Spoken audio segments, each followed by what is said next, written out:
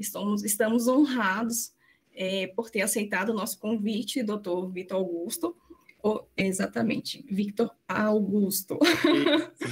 O doutor Vitor, ele é formado na Faculdade de Medicina de Ciências Médicas de Santos, fez residente de cirurgia geral no Hospital de Santa Marcelina, residência de cirurgia plástica no Serviço de Cirurgia Plástica, Dr. Oswaldo de Castro, tem um título de especialista em 2019 em reconstrução mamária no Hospital Pérola Baigon.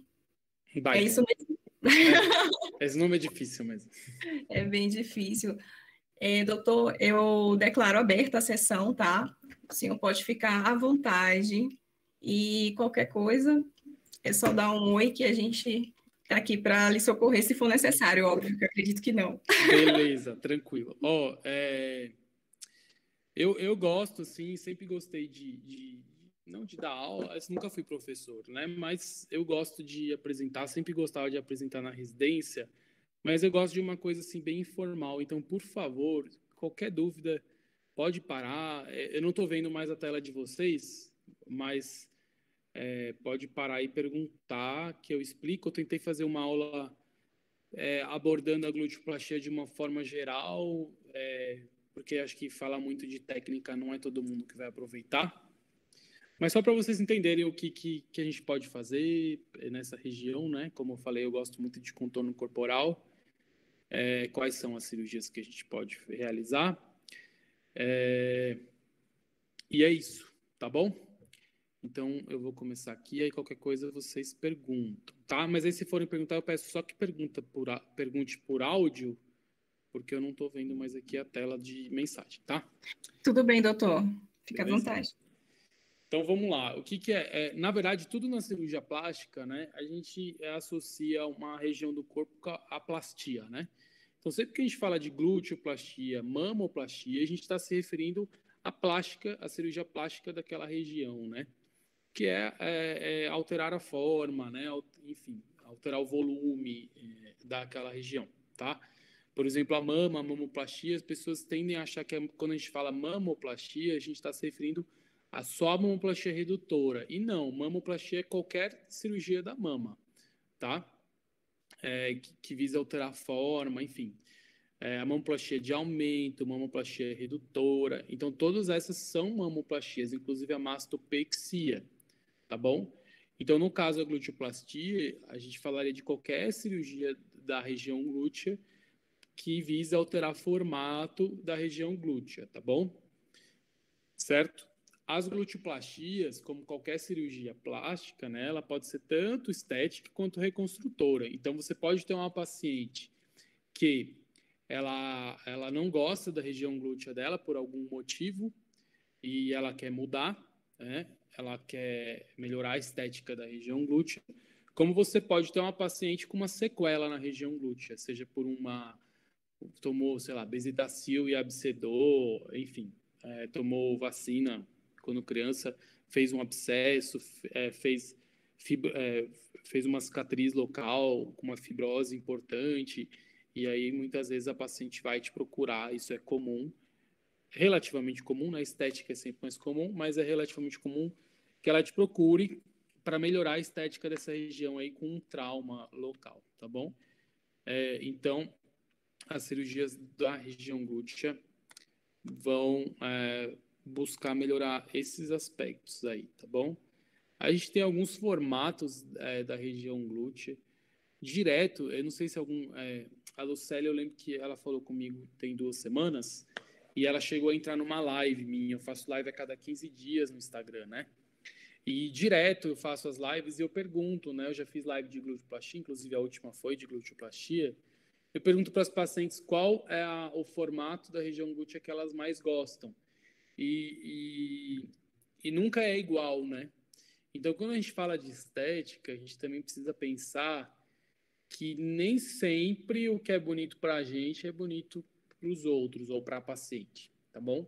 Então, a gente sempre precisa abordar todo e qualquer assunto ou tema na cirurgia plástica quando tiver com uma paciente como uma conversa, né? Então, deixar a paciente falar, o que incomoda ela e o que ela tem como expectativa, ou seja, como ela gostaria que ficasse aquela região, tá bom? Obviamente, aqui, quando eu pergunto para elas, a maioria gosta do formato redondo ou em coração, né? Triangular e quadrado, a maioria não quer, não gosta, tá? O quadrado é a forma em H, tá bom? Porque esse formato quadrado, ele geralmente vem com um excesso de gordura nos flancos, né? Então, é aquela paciente que ela tem pouco menos de cintura e ela tem o quadril mais largo. Então, a maioria das pacientes não gostam desse formato da região glútea, então a maioria não vota nesse daí. O redondo já é um formato que as pacientes gostam, né? Que são pacientes mais acinturadas e elas têm não só o bumbum projetado, mas elas também têm quadril, né?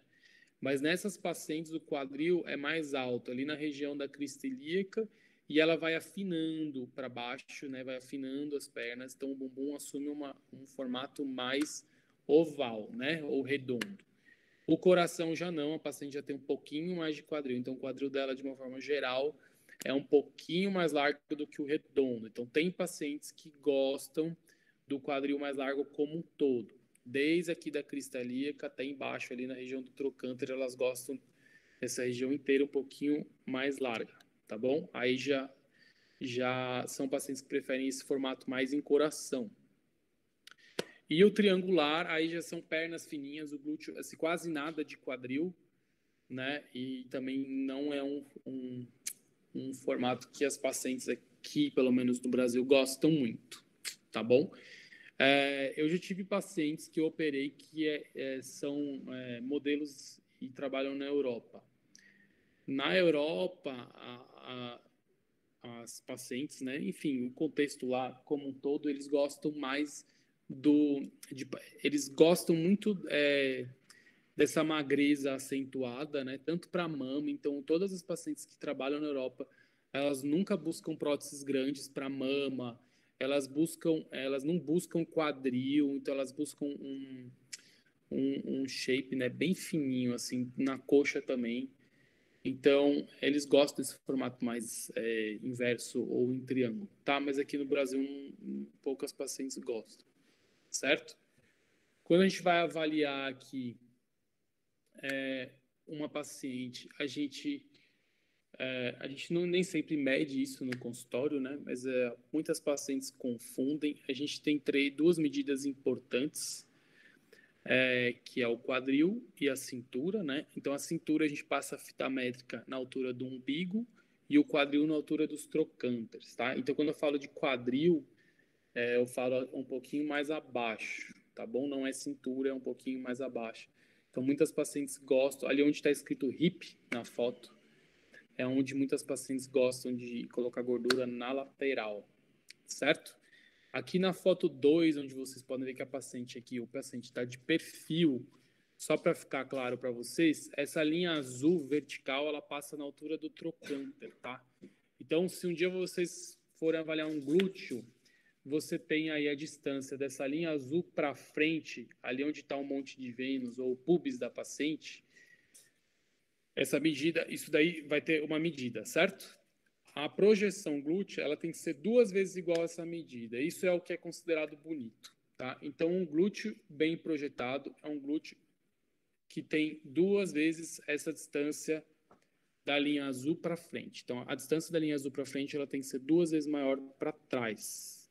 Vocês entendem isso que eu falei? Eu achei que a seta ia aparecer aqui para eu mostrar, mas não aparece. Sim, doutor. Deu para entender, né? Tá bom. Que quando a gente fala de glúteo ou até de mama, né,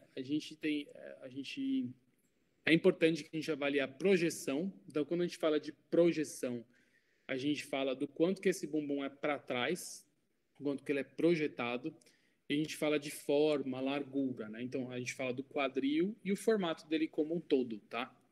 Então, vão ter pacientes que vão buscar mais projeção, vão ter pacientes que vão precisar mais de formato, vão ter pacientes que não tem nada de bumbum e aí é como se começasse do zero. Vão ter pacientes que já têm bumbum e querem mais bumbum. Então, tudo isso vai influenciar em muitas decisões, tá bom? Se a paciente prefere um formato em coração ou um redondo, que aí isso vai influenciar mais na questão do quadril, se você vai fazer um enxerto quadril ou não. Beleza? Mas quando que a gente vai pensar em indicar uma glutioplastia para paciente, então? A grande maioria dos casos é falta de volume, e aí a maioria das pacientes vão interpretar falta de volume como falta de projeção, e a maioria das vezes é isso mesmo, a paciente não tem volume, ela não tem projeção, e a paciente vai chegar com uma queixa do tipo, eu coloco calça jeans e não fica bonita a calça jeans em mim, falta volume no bumbum, enfim, coloca um vestido justo, parece que ele passa reto no bumbum. Então, geralmente, as queixas delas giram por aí, né? Em torno disso. E a tal da celulite, que também elas queixam bastante, mas uma paciente ela pode ter um bumbum bonito com celulite e não precisar de mais projeção ou de preenchimento de gordura necessariamente, tá? Mas então, a gente vai indicar glutioplastia em pacientes que têm falta de volume, redução de projeção, né? Flacidez de pele, e aí daqui a pouco eu mostro para vocês como que a gente pode avaliar isso, e uma ptose glútea, né? Ptose é um termo que a gente usa muito na cirurgia plástica, que nada mais quer dizer do que queda. Então, ptose mamária é quando tem queda da mama, no caso da mama a gente vai avaliar pela altura da areola, no caso do glúteo a gente vai avaliar meio que pela sombra que ele faz na coxa. Então, aqui na foto tá partida no meio, né? No lado direito você vê que o bumbum faz uma sombra ali. E aí tem vários graus, né? Mas aqui no caso, ela tem uma ptose glútea do lado direito, do lado esquerdo é o normal. Então é normal que o bumbum dobre um pouquinho ali na parte mais medial, mas não que ele venha dobrando até a lateral. Certo? E muitas pacientes também vão se queixar do sulco trocantérico, né? Que nada mais é do que a transição do músculo glúteo máximo ali para o tensor da face lata, o músculo lateral da coxa. Então, se a paciente é muito magrinha ou até treina bastante, ela tonifica a musculatura e ela fica com um sulco entre esses dois músculos, que é normal, né? Mas muitas pacientes não gostam desse sulco, dessa depressão entre os dois músculos. Então, muitas vezes a gente também, muitas pacientes pedem para fazer algum procedimento para preencher esse sulco, tá bom?